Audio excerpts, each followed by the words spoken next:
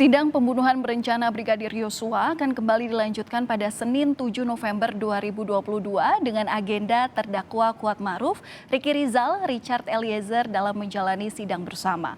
Namun pertanyaannya, apakah terdakwa justice kolaborator atau penguak fakta dapat disidang dengan terdakwa lainnya? Siang ini kita akan langsung bahas bersama pengacara Richard Eliezer, Roni Talapesi, dan juga pakar hukum pidana yang juga mantan hakim Asep Iwan Iriawan. Selamat siang Bang Roni, Kang Asep, salam sehat Selamat selalu. siang, sehat selalu. Selamat siang, Mbak Valen. Saya ke Bang Roni terlebih dahulu.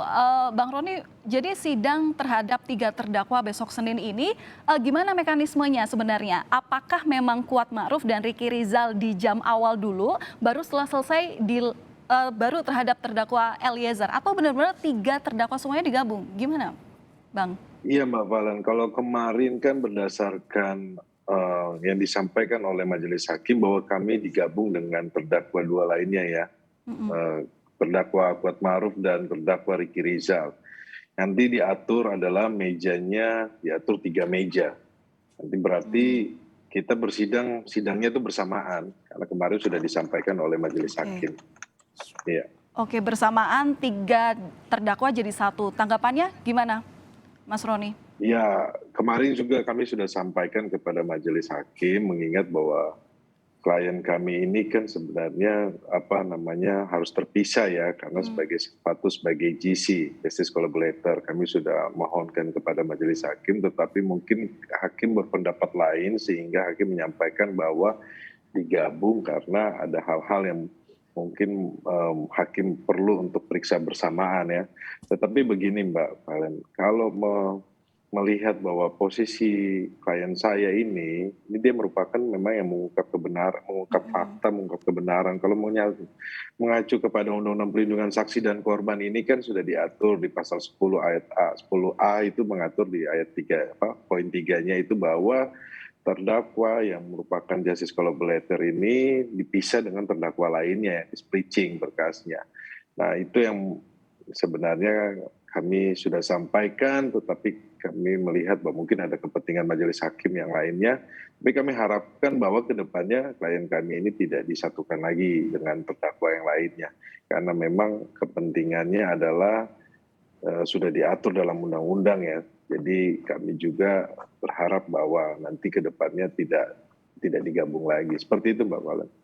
Sudahkah juga ada komunikasi dengan LPSK, Bang Roni? Saya sudah komunikasikan dengan LPSK, nanti LPSK akan menindaklanjuti berbicara dengan Ketua PN.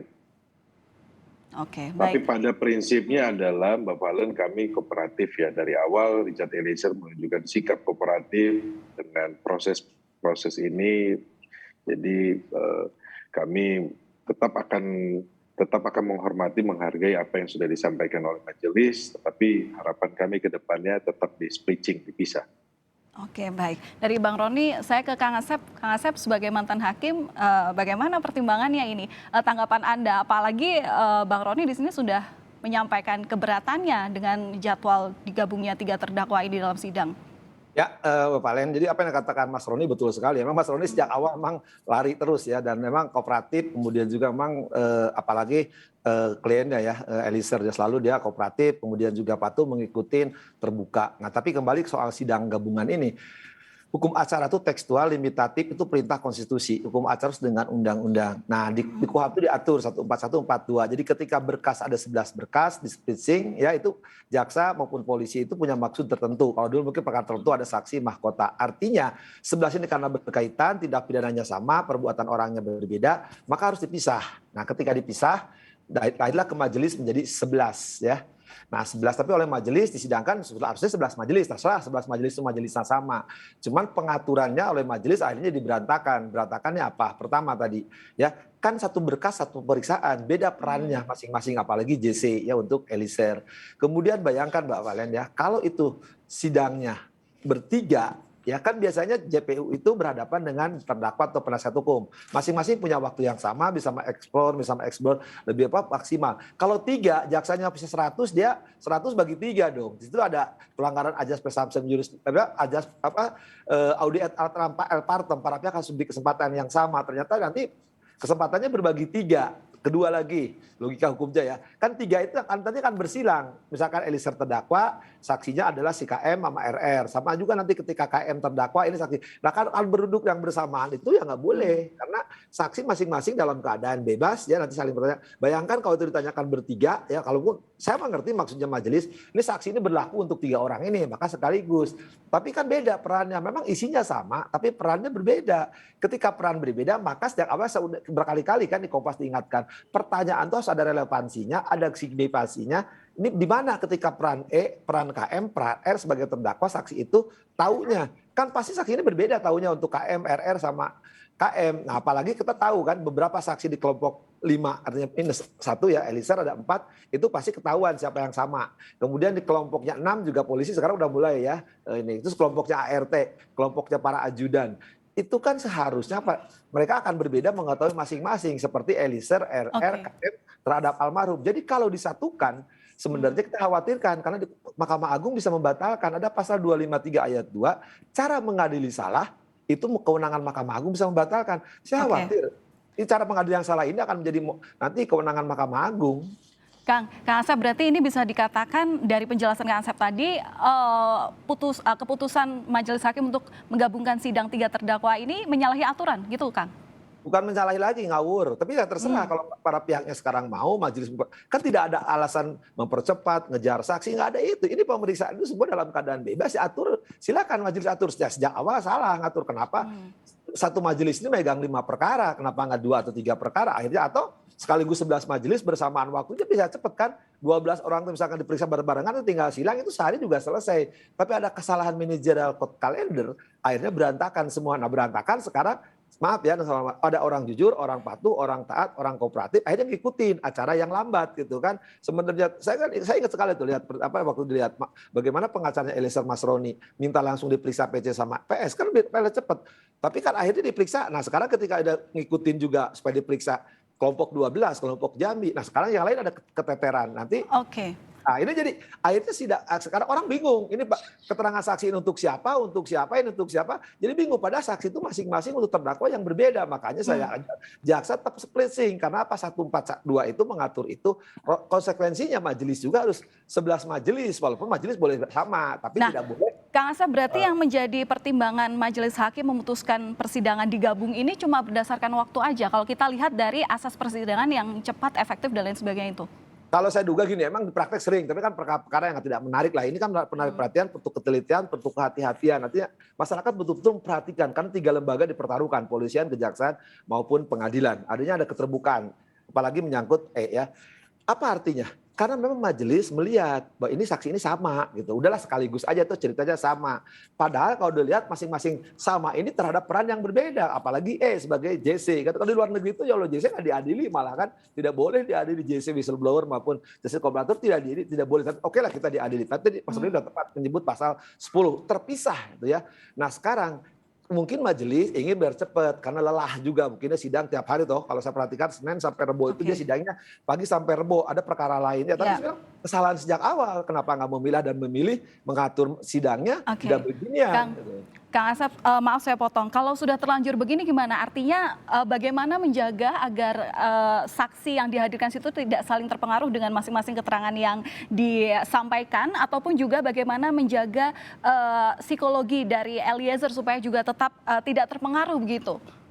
Ya, masalahnya kan tidak saling terpengaruhin tanda petik ya, sudah tidak saling berhubungan lah bahasa kuapnya. Loh, ya kesalahan di majelis itu Masroni itu udah tepat 12 sudah diundurkan artinya 12 sangat bersaksi yang sama kan terhadap perkara kemarin ngikutin kan. Nah sekarang mau tidak terpengaruh gimana kalau saksinya sudah didengar semuanya. Untuk perkara Eliezer boleh katakan sudah hampir semua didengar kan. Nah ada orang-orang yang mau didengar juga sama. Nah sekarang mau disatukan ngapain kalau disatukan uang mereka juga udah tahu malah kan keceplosan majelis udah dianggap tahu loh dianggap tahu untuk perkara Eliezer emang udah diperiksa di Eliezer tapi di perkara lain belum diperiksa harus terperiksa tersendiri. Ya kesalahan sejak awal ya kesalahan apa ya kenapa sih ya nggak ngikutin caranya Mas Roni gitu yang lebih cerdas lebih duluan ke sidangnya gitu kan yang nggak penting-penting amat dilewat sama dia pertanyaan juga ini kan terlalu banyak pertanyaan yang tidak relevansinya dengan dakwaan dan tidak ada signifikasinya dengan unsur-unsur dari dakwaan. Jadi Oke. pertanyaan-pertanyaannya itu misalkan untuk Eliezer perkaranya, tapi itu Mm-mm. lebih baik pertanyaan untuk perkaranya FS atau PC, akhirnya mubazir. Nah Oke. sekarang mau disatukan biar untuk semuanya, Oke. belum tentu itu nggak efektif, nggak efisien loh. Oke, baik. Bang Roni, ini pertanyaan gimana nih pada akhirnya kan sudah diputuskan sidang akan berlangsung bersama dengan 3 terdakwa lainnya. Apa kemudian yang jadi persiapan dari penasihat hukum kepada persidangan besok, terutama dalam menjaga keterangan Eliezer, sikap terutama psikologinya Eliezer deh. Apa yang perlu dipersiapkan secara khusus? Ya, kalau dari klien saya psikologinya semakin baik ya, karena sudah ada pertemuan dengan keluarga, sudah menyampaikan secara langsung, itu membuat klien saya semakin lebih baik dan mentalnya stabil. Tapi fokus kami untuk persidangan besok supaya kami sampaikan kepada saksi-saksi yang akan bersaksi, jangan seperti saksi susila. Bersaksilah sesuai dengan yang sebenarnya kan. Karena ingat bahwa ini ada ancaman hukumannya gitu. Jangan sampai kami juga akan meminta untuk memohon kepada majelis hakim untuk ditetapkan tersangka. Itu kami akan lihat besok supaya saksi-saksi ini berkata jujur. Itu yang pertama. Yang kedua, bahwa proses nanti besok persidangan yang bersamaan, nanti kami juga akan mohonkan kepada majelis hakim agar kembali lagi supaya Richard Eliezer ini dipisah. Seperti itu, Mbak. Oke. Bang Roni, ini kan keterangan saksi ini tentu akan berbeda juga ya terhadap yang diberikan kepada terdakwa Eliezer, terdakwa Kuatmaruf dan juga terdakwa Ricky Rizal. Nah, ini bagaimana nanti penasihat hukum mempersiapkan keterangan dari saksi ini supaya tetap konsisten pada keterangan yang tidak akan merugikan Eliezer? Iya, kalau kami lihat kan dari saksi yang besok dihadirkan ini semuanya tidak langsung kepada Richard Eliezer, ya, tidak berhubungan langsung.